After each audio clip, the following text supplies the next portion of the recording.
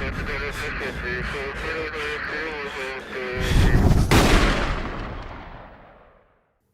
I'm Sid at T1G. Today we're going to be covering a strong hand shooting platform.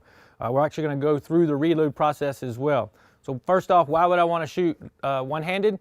Ideally, I don't want to shoot one-handed, but if something should happen to my support side where I'm unable to hold the gun with both hands, maybe I took an injury or maybe I'm holding something in this hand, then I need to be proficient in shooting the gun with my strong hand.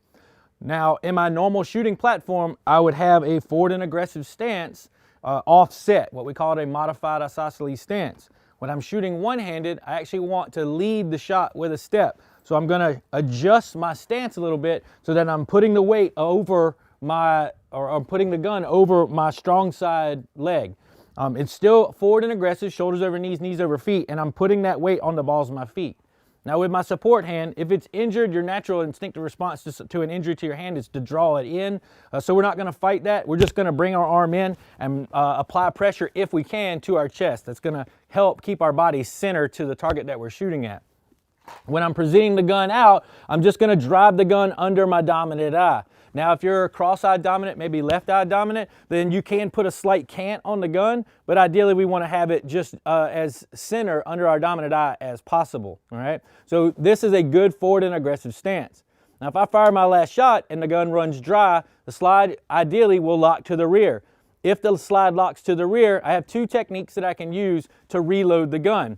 The first one is I'm going to bring the gun back in. As I'm bringing the gun in, I'm going to release the magazine. I'm going to index or put the gun back in the holster and then reach across to a fresh magazine. From there, I'm going to insert the magazine into the mag well, bring the gun out, and then from here, I can either use my thumb on the slide lock lever or I can use a piece of kit, my holster, a belt, an edge of a doorway. So any of those will work to rack the slide and seat around in the chamber. From there, I'm going to come back out and finish the drill.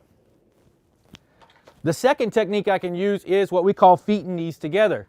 For the feet and knees together, as I'm coming out and fire my last shot, the slide's going to lock to the rear. I'm going to bring the gun into my workspace, but as I'm bringing the gun in and releasing the magazine, I'm going to bring my feet and my knees together. Now the idea here is not to have the feet spread and the knees together. This doesn't give us a stable platform, but feet and knees together and just a slight bend, and I'm going to use this ledge right here to hold the weapon on.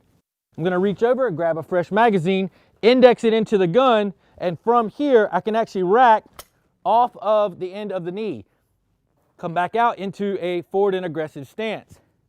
Now notice that when I'm racking the gun off my knees, I'm not exposing the muzzle or flagging my knees with the muzzle of the gun. I'm actually pressing on the nose of the slide, and the muzzle of the gun is clear of my knees. And back out. Now that we practiced it dry, let's get on the range and try it for real.